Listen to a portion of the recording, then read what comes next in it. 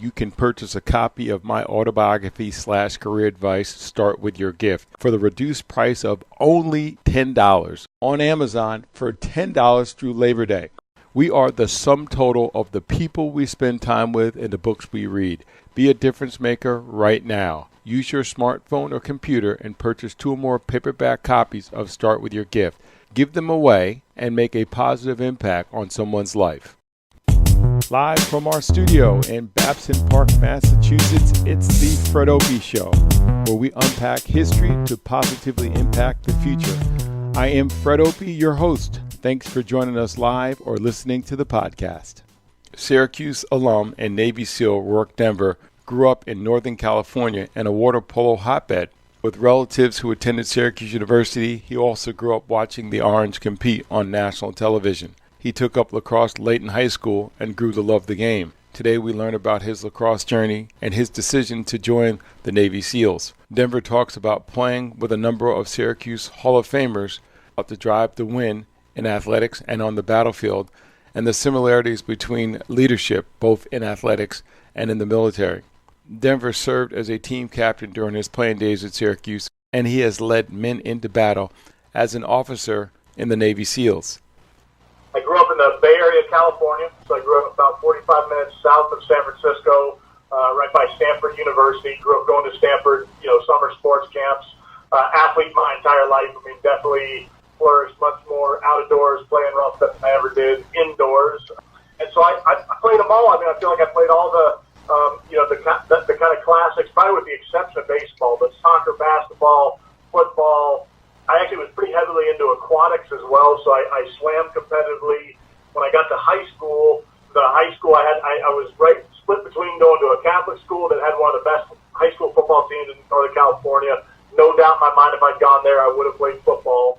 Ended up going to public school right down the street, and their football team in that era hadn't won a football game in like 4 seasons or something like that. I mean, just atrocious record, And so as I was looking at the landscape, the water polo team, in and out, perennial, strong power team, I was like, hey, man, I can swim. I'm jumping in the pool. So I played water polo for all 4 years and played at a really high level, and actually thought I would play college water polo for sure. Most of my peers and guys that I played on a very even level with played heavy D1 water polo out in California, which is where most of the top teams live.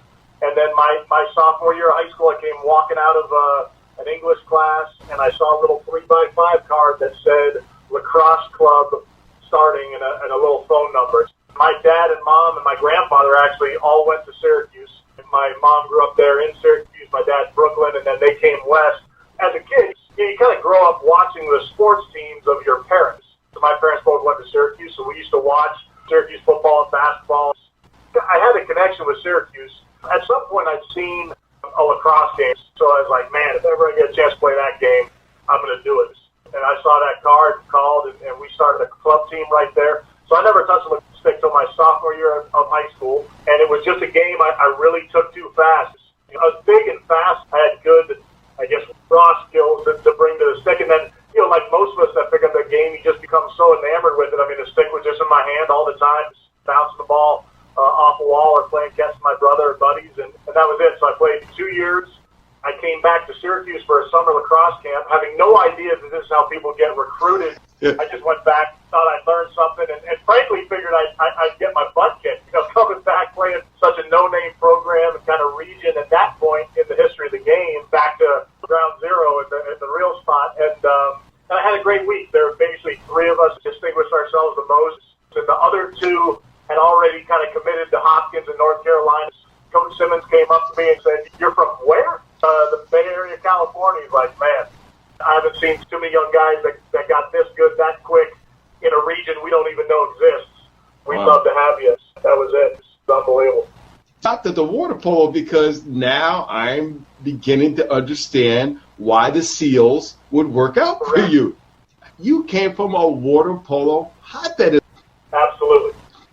I got recruited for water polo, but I didn't actually end up taking visits because at that point I knew what I wanted to do. In that window of time when it was time to go look at schools, I just kind of transitioned in my mind. I played at the junior Olympic level, for 15 under team in water polo, and I certainly could have confidently gone to a pool school at any powerhouse water polo team with probably more certainty that I knew what I was doing than showing up at Syracuse to play lacrosse. I love this story, first of all, because we're talking about a kid who comes from a non-traditional lacrosse location and ends up catching the eye of Hall of Fame coach Roy Simmons. Were you fanatical? Was that how you describe yourself as a lacrosse player growing up? Sports in general, I was probably the same with any other sport I played. Sport was a language that I really understood. You know, I was always coordinated, I was always strong, I was always fast, I was always very, very competitive. I didn't like to lose. I liked suffering in practice. I mean, in any sport, I enjoyed, frankly, more than anything else. I just love that time because that comes down to guts more than it does come down to talent, which I'm a huge fan of.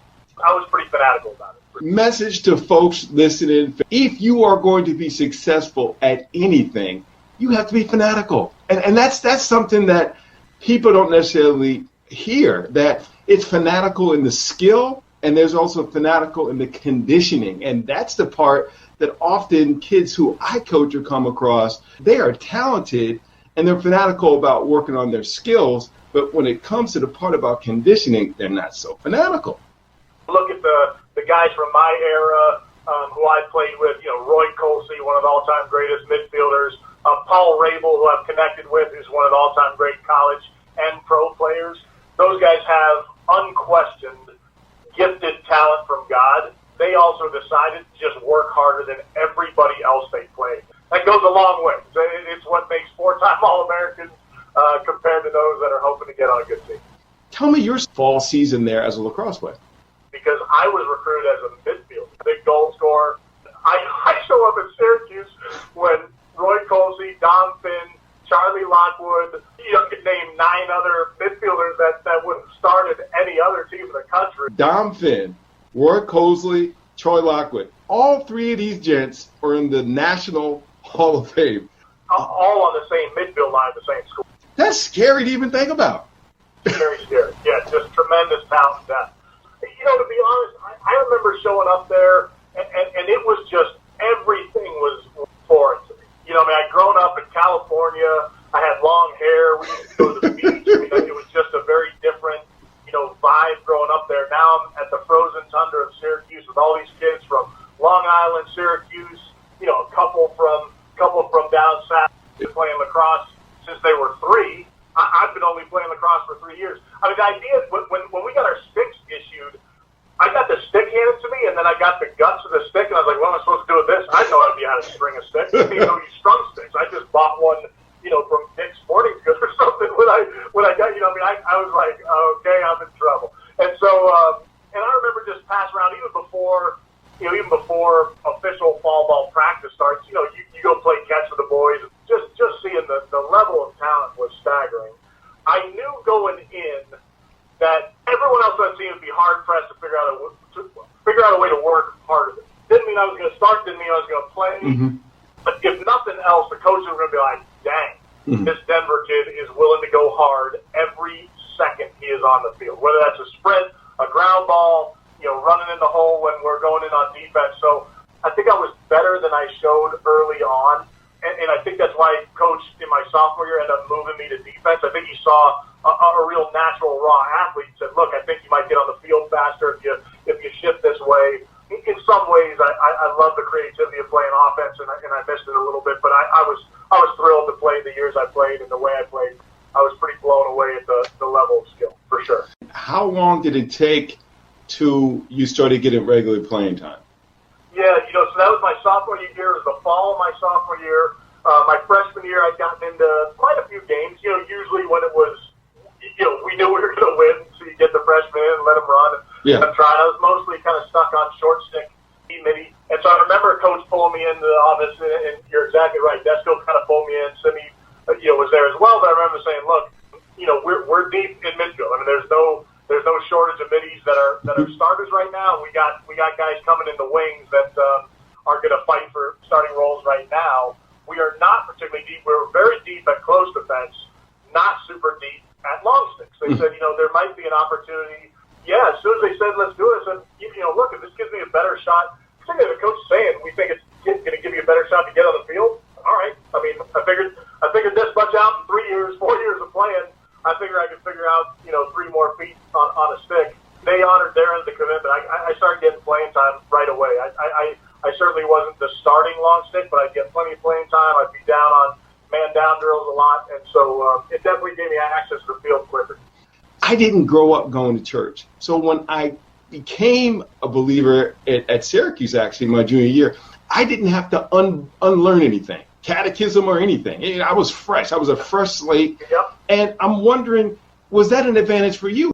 I knew nothing about defense, but I was athletic enough that I could figure out, the physical moves of it. Mm-hmm. And then when it came to teaching the rotations on defense and the slides and things like that, I was a totally blank slate. So, I mean, I've always been a relatively quick learner. So, I mean, it took a little time, but once it clicked, I was like, got it. Yeah, so for sure.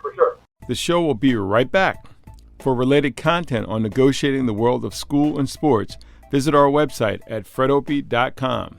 Check out our podcast archive and review the show on SoundCloud, Stitcher, and iTunes. The best way to support the podcast is to tell a friend, share the show on Facebook and Twitter, or send them to our website at fredopie.com. Start with your gift. Understand and monetize it while serving others with it. My lacrosse memoir on Amazon for $10 through Labor Day.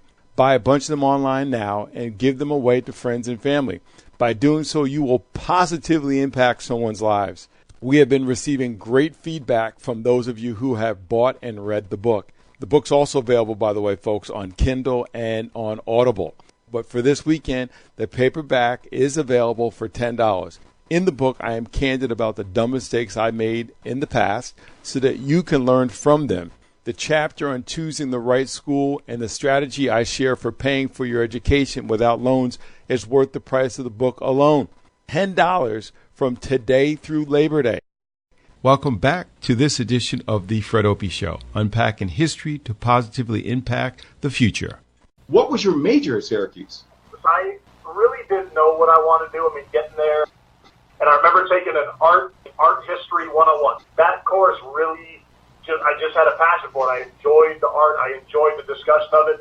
So I shifted over to fine arts, and I ended up with a fine arts, kind of very diverse, I think, academic experience because of that. And I really cherish that now. Very few people that study at the undergrad level, and that absolutely prepared them for the job they're going to take. I think it had more to do with their personal development, who you become as a human being. Are you going to work hard? Are you not? Are you going to show up? Are you not? Do you have the ability to look someone in the eye and work a job until it's done? So for me, I feel blessed that I felt like I had an actual education, and then went on to do things totally different from that. But yeah, I graduated with a fine arts degree. I've written a book called Start With Your Gift, and it's essentially about what we're talking about. What's your gift? How do you monetize it and serve people with it? Now that you've gone through Syracuse and you've gone through life, what do you think your gifts are? I think I naturally gravitated my entire life to leadership positions. I just really do. I don't think there's ever a sports team I wasn't either right away or within a year a captain of. I don't think there's ever been a group or peer group of friends that wouldn't. I think if you interviewed friends, I once said, yeah, Rorke was a leader, somebody that would, come up with an idea or make a plan or be willing to make a call when one needed to be made, somebody you could count on when things got tough and so on. So, I think leadership is kind of just a fundamental part of my DNA. So leadership was a big part of who I was, and then certainly then going on to become an officer in the United States Navy, and then specifically in special operations, the SEAL teams. Being a leader is what I got paid to do. I was an officer. I learned how to shoot, blow things up, and do all the cool stuff, but that wasn't my job. My job was to lead the boys, lead the missions, plan them, brief them, kind of manage them as we went through. So I think leadership is a definite gift.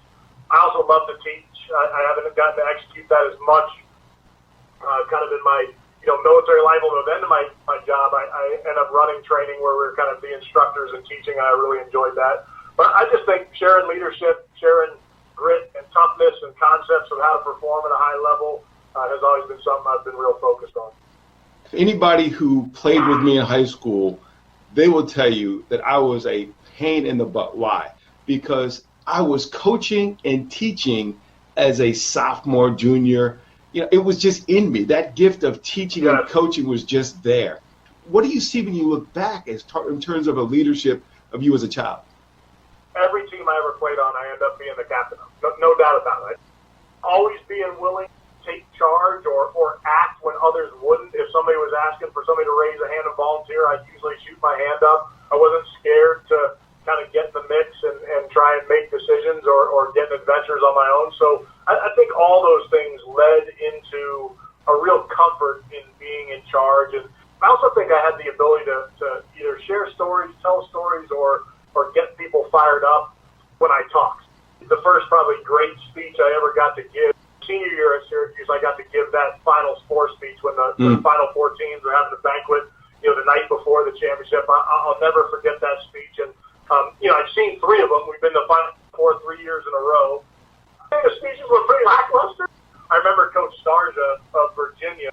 I remember him coming up. He's like, man, I sat through a lot of these. That's one of the best speeches I've ever heard. But now, as much as anything, I speak for a living and do motivational talks and consulting on leadership and things like that. So I like sharing stories, and that's also grown out of playing for Coach Simmons. I mean, one of the, if not one of the greatest storytellers ever. That always had a point to it to get something from his troops. 100-year anniversary. He gets up there and he brings it. I mean, he just brings it. Let's transition to your decision to join the SEALs. What is the connection, if any, with Special Forces in Syracuse lacrosse, and when and why did you make your decision to go into the SEALs? There wasn't anything overt about playing lacrosse in Syracuse that connected me to military service or special operations. I mean, there's other guys that have done special operations stuff out of that program.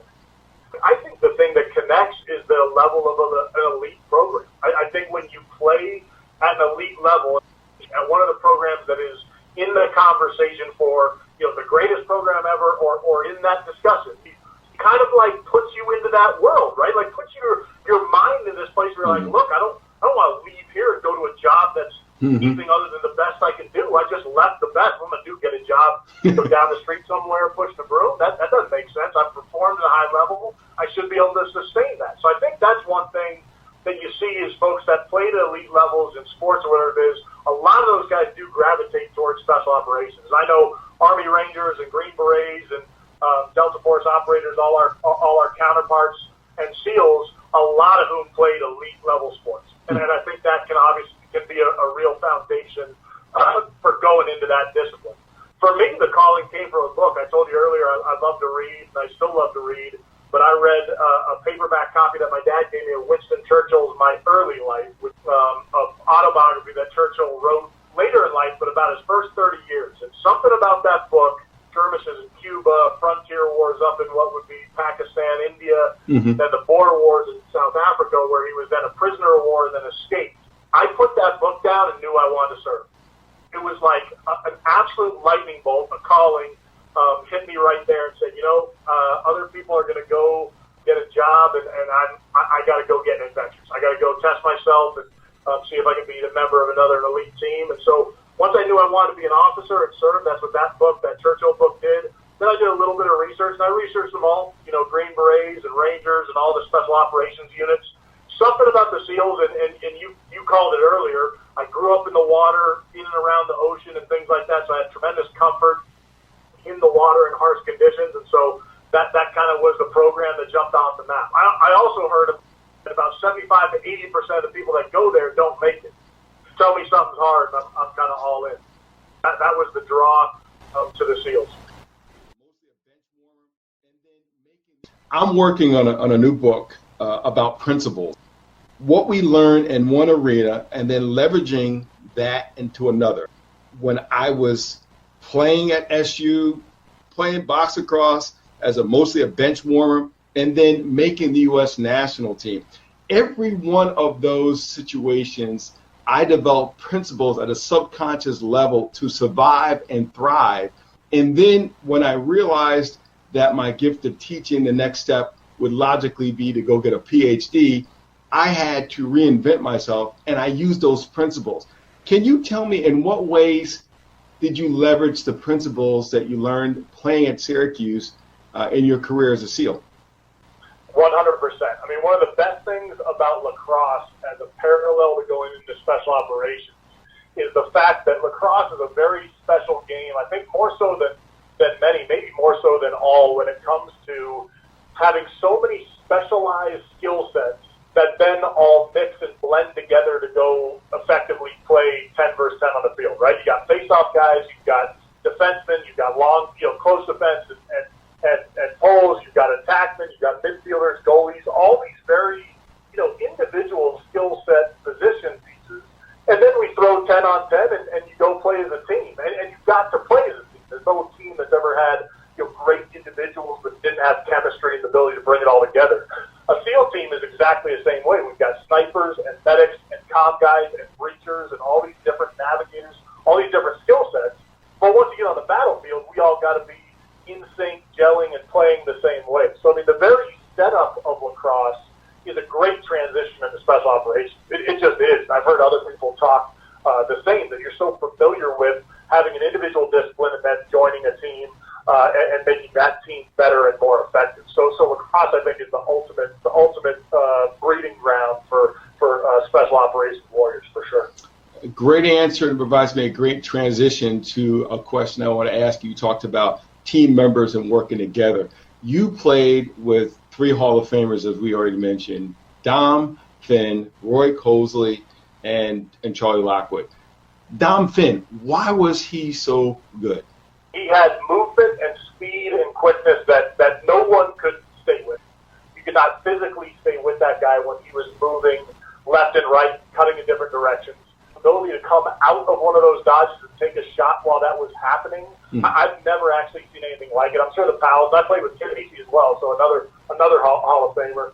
He'd go spinning into a move, and then all of a sudden a shot would come out. I don't think the shot was moving more than 60 miles an hour. I mean, it didn't have to, because nobody knew it was heading towards the goal. I mean, he just had that ability to be in the right place, to create options and space for himself to get shots off, and he was just kind of one of those unflappable guys. I actually think one of his gifts was he's just, if you know him personally, he's just a very, genuine, funny, happy human being.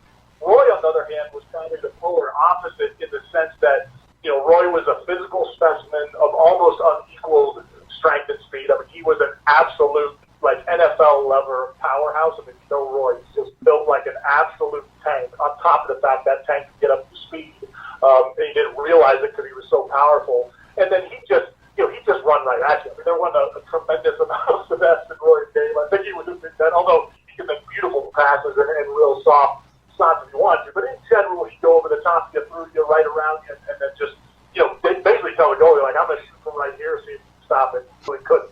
He also spent probably more time in the gym than anyone else that I practiced with. I mean, I modeled a lot of my workout lifting routines. I've not done a bunch of that in high school off Roy's, kind of weightlifting program. And so, he was just a beast, and he was willing to work hard. And you think of about 3 people in my life, 2 are SEALs, and Roy's the other one, that are almost on an unhealthy level of competitive. I feel the same. I want to compete and win so badly, it's almost detrimental probably to my social life. And Roy was that way. He wanted to win. And when you want to win and put all that together, there's a good chance you're going to win. And Charlie? Lockwood, another physical specimen, tremendous speed. Lockwood was just a thoroughman. I mean, he got up ahead of steam. He was one of those guys that was definitely pushing triple digits on his shot. With Rick Beardsley, I went one-on-one with Rick Beardsley. Rick was going to take the ball, which happened more often, or that guy was going to score. Rick threw a check that would make any coach's hair go gray. Those are the 2 things. That's what generated so much of our offense, because defense put the ball on the ground, then we took off. Mentioned too, I forgot you played with Casey. He had tremendous size paired with insane quickness. I mean, change of direction was pretty unbelievable. It was actually off-putting when you first started playing him, because you were fine with a little guy like Rob Casbit, fantastic All-American level attackman, but they're little bugs. I mean, you stay with them. All of a sudden, you got a guy that's basically the same height as he was, a big defenseman, and now is going as quick as they are. It was kind of incredible how much he could change the direction. And then he was one of those guys that just had the creativity, very similar to Dom. He came up with a new way to do something, weekly or daily. something you frankly like just never seen before. He'd attack at an angle, or he'd change direction in such a way, and then you'd be like, what is happening? All of a sudden the ball would be the goal, or somebody would have moved in such a way that he got a pass. Just tremendous creativity. And then I also think he's one of those guys that falls in that category of really wanting to compete, harder than those people that are competing against him. That's a potent thing. I mean, people that want to win and are willing to put in the work to do it, they usually win. Did you see that same quality among different SEALs? SEALs are just like any elite level pro or Olympic team. You have the best, physical, mental, kind of spiritual, technical skill abilities there, and then you just have personalities that want to get after it. When we talk about the folks we've mentioned previously on the athletic field wanting to win, that's a wonderful thing and something I was very much a part of and enjoyed. In our line of work, winning means you get to go home, and losing means you probably just got killed on the battlefield. So the desire to win and compete is at a absolutely supreme different level than what we're talking about on athletic field. Second place in our line of work is going home in a pine box. The intensity level for which people are willing to prepare, SEALs have nearly irrational belief in our ability to succeed. I mean, I just don't know any SEAL that goes into any mission or situation, no matter how hideous and odds stacked against them, thinking they're going to fail. We just don't live in that world. No matter what it takes, and if there's 2 of us or 200 of us, we're going to beat you still. That belief gets you a hell of a lot further than having some voice in the back of your brain that says, I can't do it. Can you train the Roy Cosley, the Casey Powell, the Taylor Cummings type of competitive edge? Is it genetic, or can you train somebody to do that? I think it's both. Can you teach leadership, or a leader's born? I do think it's a combination. Do I think you can teach a tremendous number of skills and behaviors and methods of leadership that will make people a better leader? Yes, I do. Do I think the greatest leaders are so because they read out of a book? No, I do not. Most people either have a charisma, a belief in themselves, or a personality that people gravitate towards, believe in, are willing to trust, and want to follow. You see that in sports as well. There's gifts there that are intangible, way above his work ethic. I think the nice thing that we enjoy in the SEAL teams is that most of the people that come to that job, they come with that.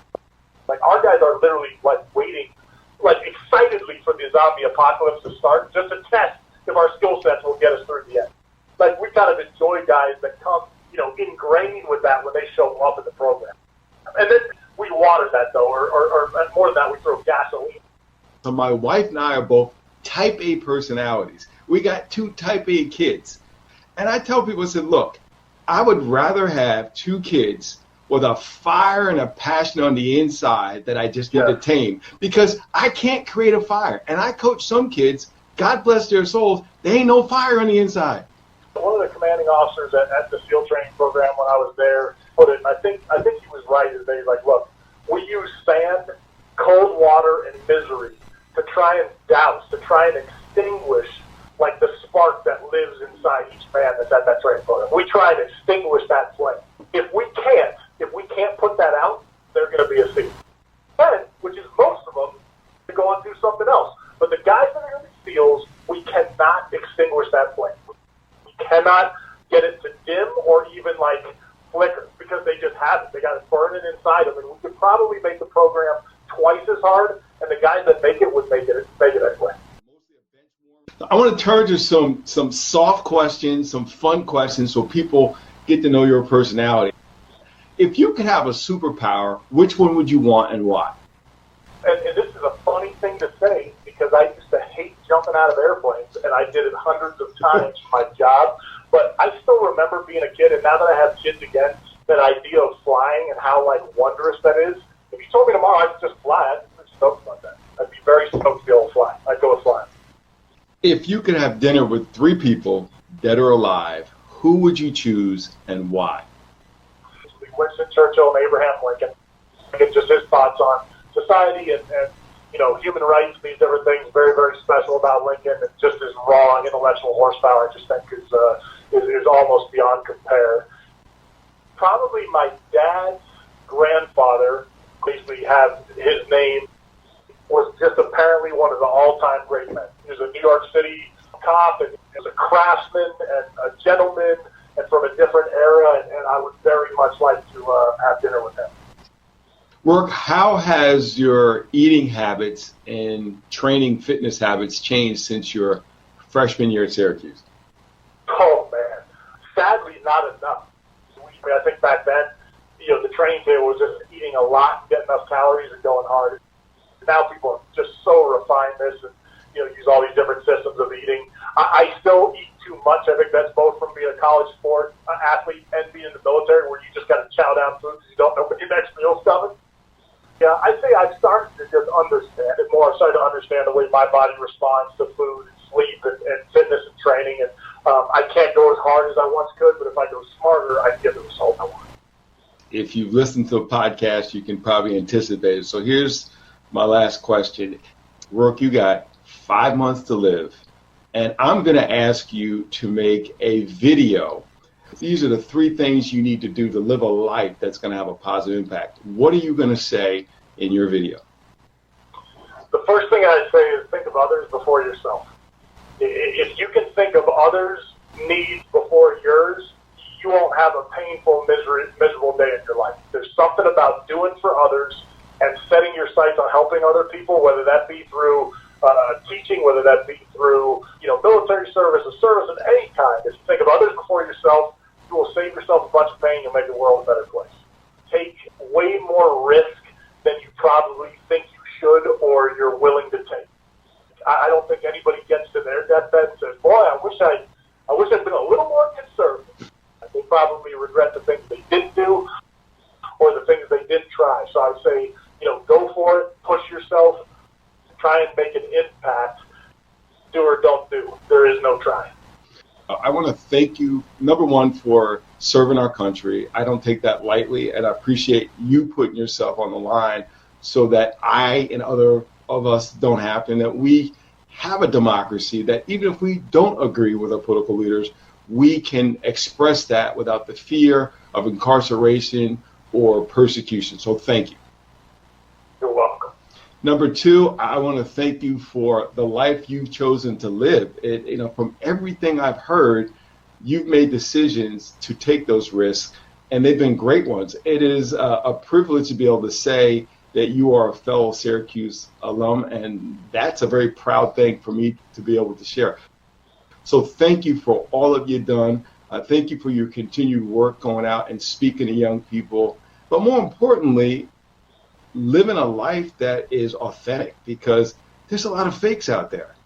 Thank you for sharing your principles that we have the challenge to live by. It's great stuff. I'd heard of you plenty of times before. I knew of your career and the teams you played with, but it was just a treat to break bread that night, shake hands, and get more time today. So thanks for all you're doing. I know you're a teacher and a mentor, and boy, we need more of them. So I'm honored to be with you, and hopefully do it again sometime. That's a wrap for this show. Thanks for listening. To hear more content like it, go to fredopie.com. If you have questions about advertising and sponsoring this show, contact us at fdopie@gmail.com. That's fdopie@gmail.com.